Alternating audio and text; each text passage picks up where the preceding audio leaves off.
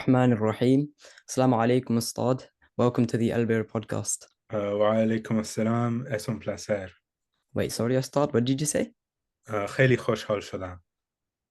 In English, please, for the viewers. Ustad knows a ton of languages. How many do you know, Ustad? Oh, well, I was saying it's my pleasure in Spanish and Persian, and I can speak about, five or six languages, alhamdulillah. That's amazing. You're catching up to Al-Farabi. It's rumored that he knew over 70 languages. How did you learn so many, Ustad? You must love linguistics. So yeah, I've loved languages really since around the time I was a teenager. I didn't at first, and ironically, I thought maybe I'd be a biologist or something. But I remember when I was doing my GCSEs, I went to Peru for the first time, and I met a lot of my family who are from there, and they were speaking Spanish, and I could understand it, but I didn't really feel like I could speak to them. So I thought, okay, I'm going to study Spanish properly. And I think from then on, I realized how much I love to learn a new language, to be able to speak with people. And I ended up studying Spanish at Oxford as well for my bachelor's degree. And I found that languages were a really good way, not just as an academic sort of activity, but as a general life activity, a really good way to connect with other people, to learn about other people, and be able to appreciate aspects of life that I didn't know about necessarily growing up here. So, did you always want to study at Oxford? I actually didn't plan to initially. I thought I would apply to Birmingham, which is where I went to school, and to some other unis. But one of my teachers actually thought that it was worth me applying. She said it would be a really good idea, and she kind of gave me the confidence to apply, because one of the things she taught me, which is now something I keep in mind when teaching, is that so many students don't know that they can do something just because no one's told them, yes, you can do it, right? So it's not so much that I couldn't do it, but it was that someone hadn't yet told me, yes, definitely you can do it. So at least try. And that's something that, I haven't really forgotten. So, Ustad, what do you think you've gained from the Oxford system? So I think the Oxford system is unique in many ways, and can often be a challenge to people as well, especially if they're coming from a place where they didn't necessarily know what it would be like beforehand. It's very intense, and the reason for that is because the focus is on student-centered and student-independent learning, which means the student is expected to do a lot of the learning outside of class. It's not that you spend 8 hours a day in lectures or in classes, but you might have a few hours of that. And then the expectation is on you to go and find out more information for yourself, really in a way to become an expert on a topic each week yourself. And I think the way that one learns to cope with that really is understanding how to learn. So what that means is knowing, if I don't know the answer to something, what am I going to do? Am I going to go and ask my teacher? Obviously, yes, that's often the first thing we do. But what if I'm not able to? How am I going to use the resources at my disposal to figure things out for myself? And I think that's one of the things that we try to focus on at Al-Birr, is giving students the resources, obviously, of us as tutors. So, if someone has a question, we answer it, but also telling them, if you want to learn more about something, even if it's as simple as something like finding out the definition of a word, here are the resources that you can use to do that. And that kind of learning will make the transition to certain unis, especially Oxford, for example, a lot smoother. That's really interesting, Ustad. I'd love to hear more about your journey with Islam. So one of the things that I got from Oxford, it wasn't just an academic experience for me, but while I was there, I discovered Islam because I was really interested in other languages. I'd always been interested in Persian, Urdu, Arabic, Turkish, which are obviously the kind of main languages of Islam. And after studying Persian for some time, because I had a general interest in it, subhanAllah, these things happen uh, in interesting ways. The main kind of takeaway I got from learning to be able to read Persian and a bit of Arabic as well was the kind of beauty and pull of Islam. And Alhamdulillah, I had the chance to meet Sheikh Riyad Nadwi, who's been very involved with the Oxford Muslim community for 30 years now. And after deciding to go on that path and meet with him, I was able then obviously to meet other students, Muslim students at Oxford, people like Ustad Imran as well, the director of Al-Birr. And they were able to drive me as well to develop in my faith. So that meant things like, becoming a student of knowledge, alhamdulillah, having the opportunity to study Deen formally as well, learning Quran. So the Ustad Imran is the person who taught me how to read Quran. So it was really something which I got from the Oxford community. And alhamdulillah, I had that opportunity because before coming to Oxford, I hadn't come across that kind of thing. And I think that in particular, it's interesting because a lot of the time we might think, and it's a trap that we fall into to think, okay, I'm going to study as much as I can and forget about other things, forget about Deen, or even forgetting about things that are important, like building a good circle of people around us, or having hobbies and interests outside of academics. And it's ironic that actually I think devoting time to something like developing with the Quran, doing hifz, doing tajweed, or becoming a student of knowledge, actually in the end is indispensable to helping us with our academic life.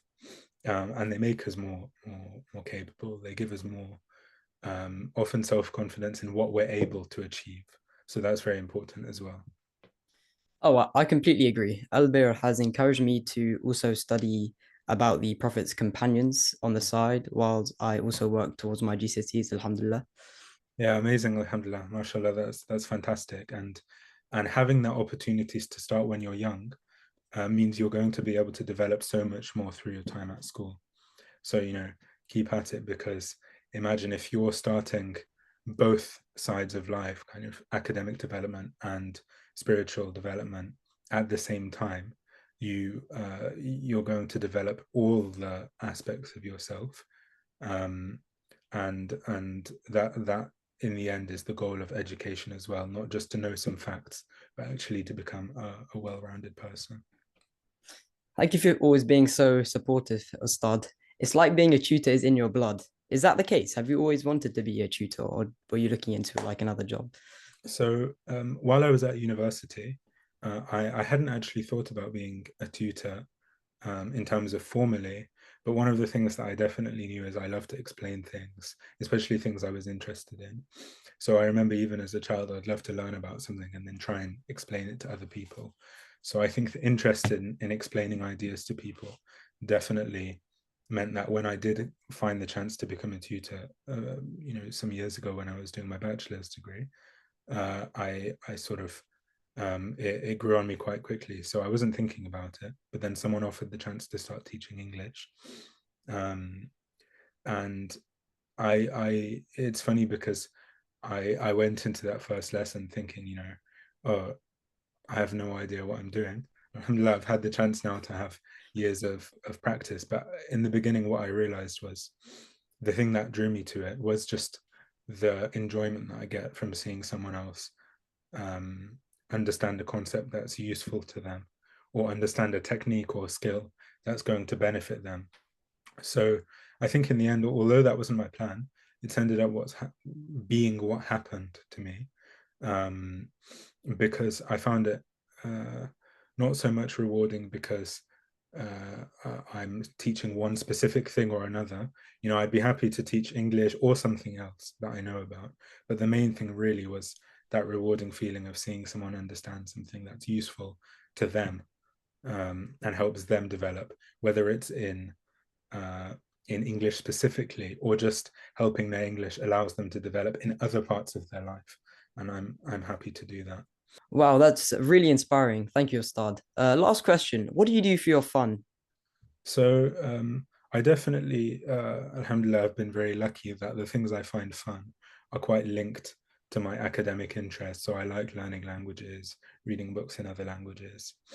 Um, and, I get a lot of enjoyment out of studying Arabic, even though it's the journey of being a student of knowledge. It's something that to me gives me a bit of respite and helps me calm down when when life gets really busy and chaotic. So definitely studying that kind of thing, not just in academia, but as a way to detach from all the chaos or craziness of working and studying can really help. And I also think spending a lot of time outside, again, growing up, I didn't spend so much time walking around, going outside.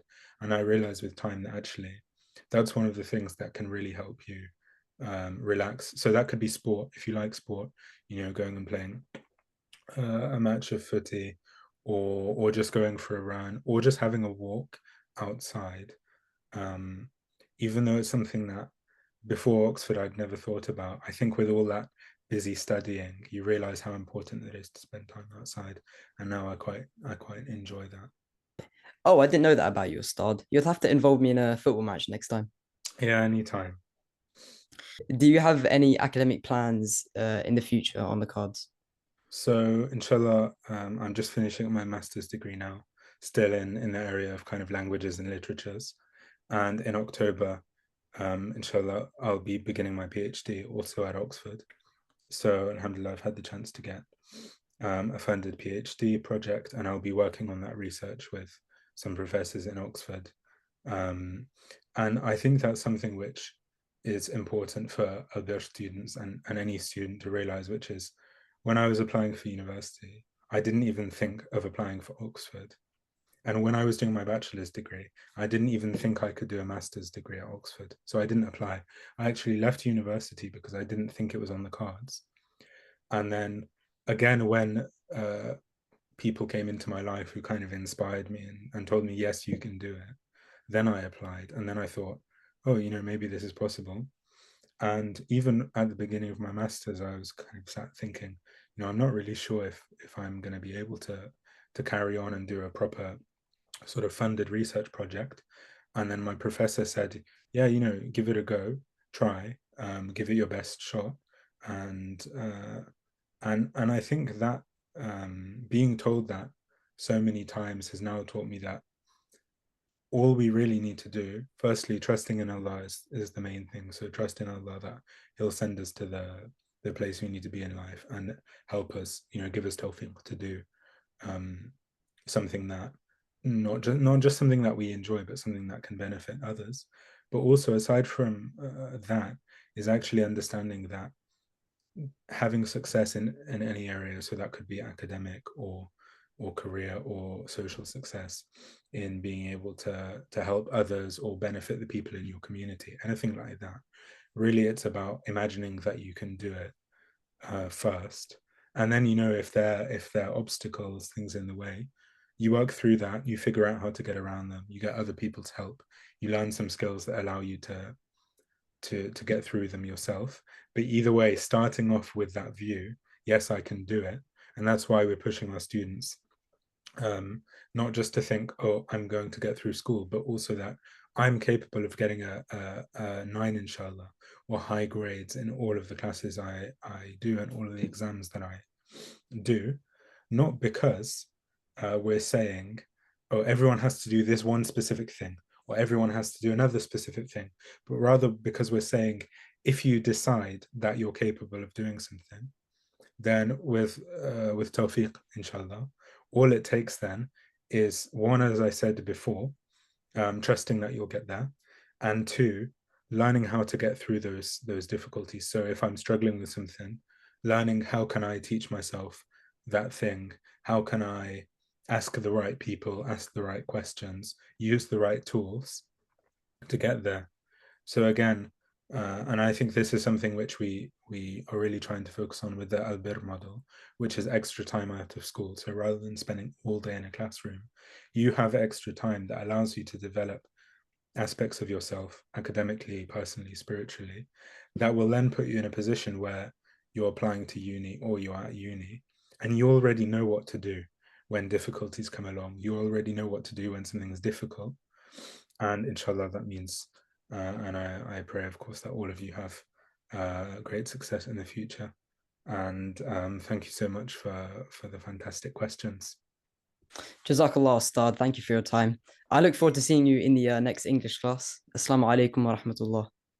And yeah, as I said before, es mi placer. It means it's my pleasure. And I'll see you in class. So, wa alaikum salam wa rahmatullah.